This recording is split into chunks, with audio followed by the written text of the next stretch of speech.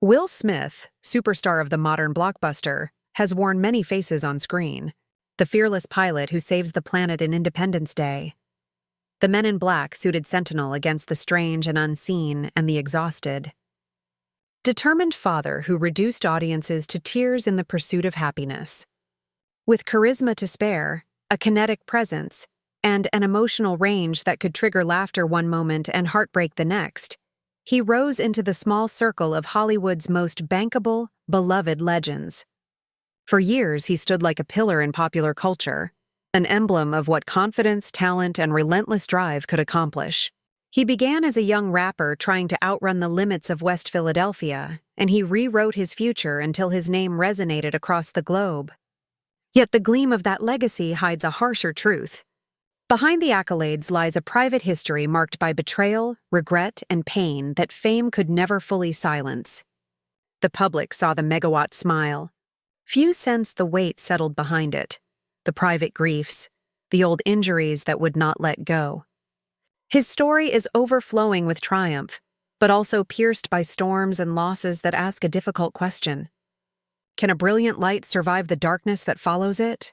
If you believe Will Smith is one of the rare talents of our era, consider this a tribute to a man who kept delivering joy while carrying burdens most never knew. The first chapter is not one of spectacle, but of fear. Willard Carroll Smith, Jr., born September 25, 1968 in Philadelphia, Pennsylvania, was the second of 4 children, older sister Pamela, and twins Harry and Ellen. His father, Willard Smith, Sr., was a refrigeration engineer. Long days, the smell of oil and metal. His mother, Carolyn Bright, a steady school administrator, believed in books, order, and quiet strength. On paper, the family looked secure, middle class in the Winfield neighborhood, but safety on paper is not safety in the soul. Will's father commanded respect and at times inspired fear.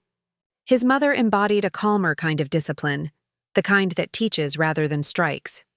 The marriage carried a hidden fault line, and when it broke, it shattered a child's trust. At 9 years old, Will watched frozen as violence fell upon his mother. In his memoir, he wrote of the shame that stamped him that night. He believed himself a coward because he did nothing. The man he admired became the man who hurt someone he loved. The son's admiration tangled into guilt and silence. That wound followed him for decades. The Smiths were not poor, and the neighborhood was comparatively safe. But comfort can't erase fear. Not poor, yet never truly safe. That's the paradox of his childhood. Will turned to 2 lifelines: the warm glow of TV and the pulse of hip-hop. He discovered a shield humor. If he could keep people laughing, maybe the ground would stop shaking. Performance became protection, and the famous smile began as armor. As Will grew older, the crack widened. His parents separated during his teens. Their divorce was finalized in 2000, long after he'd become a household name. He'd lived with his mother, who never remarried. He later admitted, "Everything I've built, everything I've done comes from trying to protect my mother." Behind each success stood the same 9-year-old boy, still trying to rewrite a night he could never forget. His career began with promise and a bruise. In the mid-1980s, a teenager with boundless energy teamed up with childhood friend Jeffrey Towns, DJ Jazzy Jeff, as DJ Jazzy Jeff and the Fresh Prince. They brought cheerful, family-friendly rap into the mainstream. Parents approved. Kids loved it. At 20, Will tasted a dream coming true, but whispers followed. Hardcore rappers dismissed him as soft. Critics called the music too commercial. The sting sharpened in 1989 when the duo won the first ever Grammy for Best Rap Performance for Parents Just Don't Understand. It should have been a coronation. Instead, leading rap artists boycotted. Angry the Rap Award wouldn't air on TV. He held history in his hands, but the room felt empty. The smile stayed. The respect did not. Success delivered money, and money spun its trap. By 21, wealth poured in. Cars, jewelry, parties. He was too young to realize that money without discipline is a flood. The IRS did not forget. In the early 1990s, he was suddenly drowning in back taxes. The cars vanished. The accounts dried up. The phone calls changed tone. "I had a hit record." "A Grammy," he said later. And then suddenly I was broke. Flat broke. The lesson cut deep. Talent may open doors, but without control, those doors slam shut. Then fate intervened.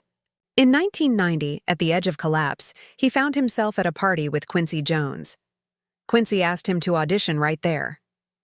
No script, no rehearsal for a sitcom that didn't yet feel real. Will hesitated. Quincy insisted, "Do it now." He did. A living room turned into a stage. Nerves became momentum. In minutes, everyone knew he had the part. Overnight, the bankrupt rapper became the face of a new cultural landmark, the Fresh Prince of Bel-Air. It wasn't just a second chance. It was a resurrection. The 1990s lifted him into the stratosphere. Bad Boys lit the fuse. Independence Day made him Earth's savior. Men in Black etched him into global pop culture. To the world, he looked untouchable, funny, brave, a perpetual hero. But fame can become a cage. The public demanded flawlessness, always charming, always upbeat.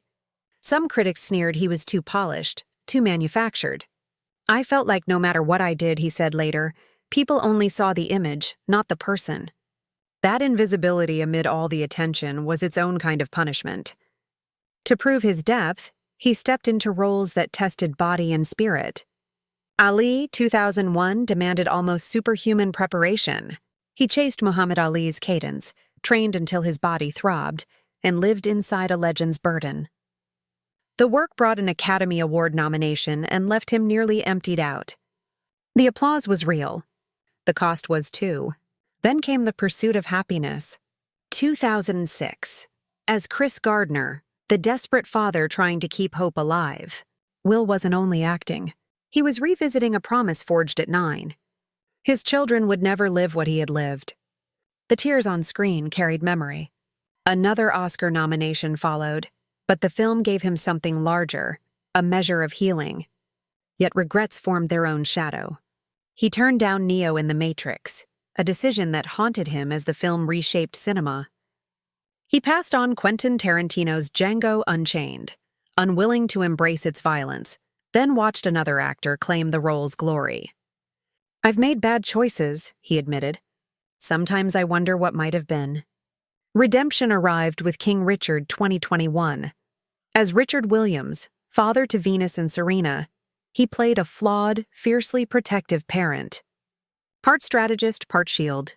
The performance felt like a mirror, a man determined to guard his family from the world's storm.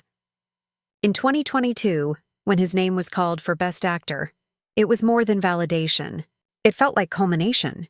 For one night, the world seemed to see not only the star, but the man. Then in seconds, everything tilted. On March 27, 2022, the night of his greatest professional triumph, a joke about Jada Pinkett Smith ignited a fuse. Will Rose walked to the stage and struck Chris Rock. The sound cracked through the theater. Shock followed. The room fell silent. What should have been a crowning moment turned into a defining wound. The Academy barred him from its events for 10 years. He resigned his membership. Projects paused. Decades of goodwill dimmed behind a single act. Afterward came a heavy quiet. He described it as a scar for life. Nights blurred. Questions circled. Why didn't I stop? How did I let it happen? He carried a private shame, knowing the hurt reached far beyond one man. It touched a friend, peers, fans, and himself. The crown he had chased now felt like a weight. Still, he didn't hide. He apologized again and again, publicly and directly. The swagger was gone. Humility remained. "I was wrong," he said. "I hurt people and I regret it deeply. Apologies cannot erase a moment, but they can begin an honest reckoning." The lesson, harsh and simple, echoed far beyond one star. Self-control outranks any crown. Mastery of the self matters more than mastery of the stage. To understand how his heart reached that boiling point, you have to wind back to love and family, the arena where his deepest vows and hardest failures lived. In 1992, at the height of the Fresh Prince of Bel-Air, he married Cherie Zampino. That same year, their son Trey was born, and Will felt a kind of joy that eclipsed trophies. He promised himself the cycle of broken homes would end with him.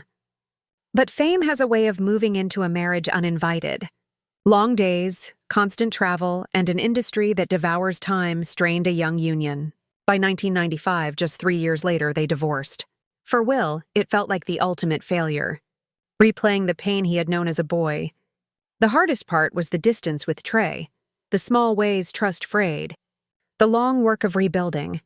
Over time, with presence and patience, father and son found their way back quietly without cameras. The scar remained. The bond held.